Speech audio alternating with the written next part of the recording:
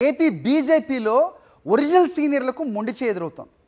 BJP assembly అభ్యర్థుల జాబితాలో పార్టీకి చెందిన కీలక సీనియర్ నేతల పేర్లు లేకపోవడం ప్రస్తుతం కమలం పార్టీలో కలకలం రేపుతోంది. పార్టీ రాష్ట్ర అధ్యక్షుడిగా పనిచేసిన సోము వీర్రాజు కూడా ఛాన్స్ దక్కలేదు. సో ఏం జరుగుతోంది? మా కరెస్పాండెంట్ నాయుడు విశాఖ నుంచి మరిన్ని అప్డేట్స్ ఇవ్వడానికి సిద్ధంగా ఉన్నారు. మాట్లాడదాం. చెప్పండి నాయుడు. సో సీనియర్ నేతలు కూడా మొండి చేయి.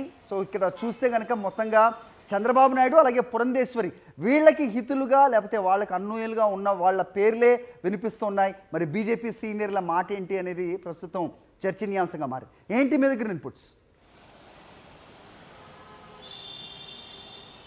హరి, ఎంపీ అభ్యర్థుల ఎంపికలోనే కాదు అసెంబ్లీ అభ్యర్థుల ఎంపికలోనూ కూడా నిజమైన బీజేపీ నేతలకు ఆర్ఎస్ఎస్ వాదులకు తీవ్రమైన అన్యాయం జరిగిందనే చర్చ బీజేపీ పార్టీలో నడుస్తుంది.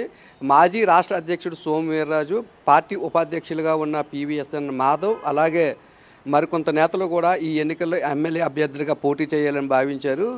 అయితే తెలుగుదేశం పార్టీ నుండి ఎవరైతే బీజేపీలోకి వచ్చారో వారికే పెద్దపీట వేశారు. వారంతా కూడా చంద్రబాబు నాయుడుకు అనుచరులుగా ఉన్నారు, పురంధేశ్వరికి నమ్మిన బంటులుగా ఉన్నారు. వారందరికీ మాత్రమే పెద్దపీట వేశారు. మొదటి నుంచి కూడా ఎవరైతే పార్టీ కోసం పనిచేస్తున్నారో, ఎవరైతే పార్టీ కోసం చేస్తున్నారో వారందరినీ కూడా పక్కన పెట్టడం జరిగింది. నివేదికలు కూడా పురంధేశ్వరి తమకు అనుకూలంగా ఉన్నవారికే పంపించడం జరిగింది. తమ సామాజిక వర్గానికి చెందిన వారికి ముగ్గురికి ఎమ్మెల్యే అభ్యర్థుల్లో 10 మంది ఎమ్మెల్యే అభ్యర్థులు ఎంపిక చేస్తే ముగ్గురికి అవకాశం కల్పించడం జరిగింది. వారిలో కామినేని శ్రీనివాస్ ఉన్నారు, అలాగే సుజనా చౌదరి ఉన్నారు. శ్రీకాకుళం జిల్లా హెచ్ఎర్ల నుంచి ఎన్ ఈశ్వరరావు అనే వ్యక్తి ఉన్నారు. మిగతా సామాజిక వర్గాల వారికి అన్యాయం జరిగే విధంగా తమ సామాజిక వర్గానికి చెందిన వారికి కూడా పెద్దపీట వేసుకోవడం జరిగింది. సోము వీర్రాజు ఎంపీగా అవకాశం ఆశించారు. అయితే ఆయనకి ఎంపీగా అవకాశం లేదు. కనీసం ఎమ్మెల్యేగానే సరే అవకాశం వస్తుందని భావించారు. అది కూడా దక్కలేదు. మరొక నేత మాధవ్ కూడా అనకాపల్లి ఎంపీగా అభ్యర్థిత్వాన్ని ఆశించారు. అది కూడా జరగకపోగా కనీసం భీమిలి నుంచి కానీ లేదంటే విశాఖ సౌత్ నుంచి కూడా సీట్ ఇవ్వాలని ఆశించినప్పటికీ కూడా అది కూడా నెరవేరలేదు. మరోవైపు పార్టీ ఉపాధ్యక్షుడిగా ఉన్న విష్ణువర్ధన్ రెడ్డి కూడా అలాగే పరిపూర్ణానంద స్వామి కూడా ఇద్దరు కూడా ఎంపీగా పోటీ చేయాలని భావించినప్పటికీ కూడా అవకాశం ఇవ్వలేదు. చంద్రబాబు నాయుడు అలాగే పురంధేశ్వరి అనుచరులకి అక్కడ సీట్లు ఇచ్చుకోవడం జరిగింది. అయితే తమకి ఎంపీగా అవకాశం రాలేనప్పటికీ కూడా కనీసం ఎమ్మెల్యేగా సరే అవకాశం వస్తుందని వారు భావించారు. అది కూడా జరగలేదు.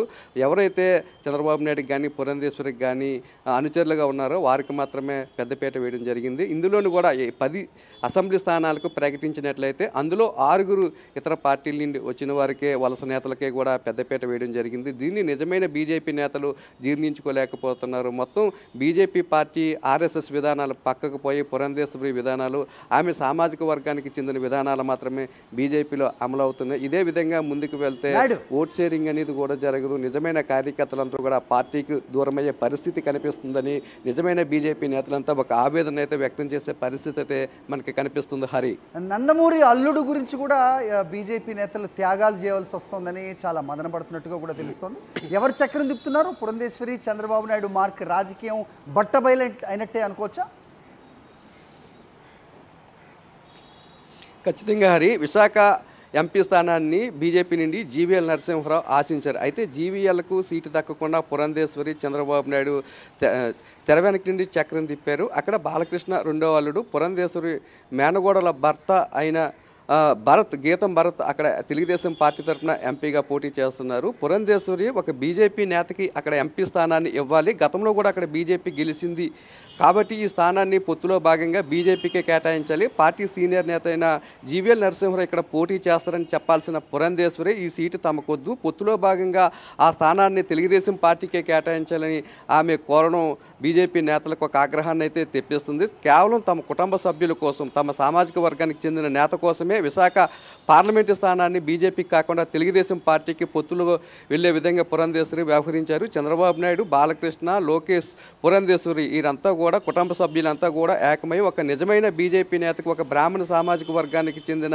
జీవీఎల్కు అన్యాయం చేశారనే అభిప్రాయం అయితే సర్వత్రా వ్యక్తమవుతుంది. మొదటి నుంచి కూడా జీవీఎల్ విశాఖలోనే ఉంటున్నారు. అనేక పార్టీ కార్యక్రమాలను చేపట్టడం జరిగింది. ఒక ఆర్ఎస్ఎస్ బ్యాక్గ్రౌండ్ ఉన్న జీవీఎల్కు ఎందుకు బీజేపీ నుండి విశాఖ ఎంపీ స్థానాన్ని ఇవ్వలేదు? పురంధేశ్వరి కేవలం తమ సామాజిక వర్గానికి, తమ బంధువర్గానికి పెద్దపీట వేసే విధంగా బీజేపీ స్థానాన్ని వదులుకున్నారనే చర్చ అయితే గతం నుండి కూడా బీజేపీలో నడుస్తుంది. హరి.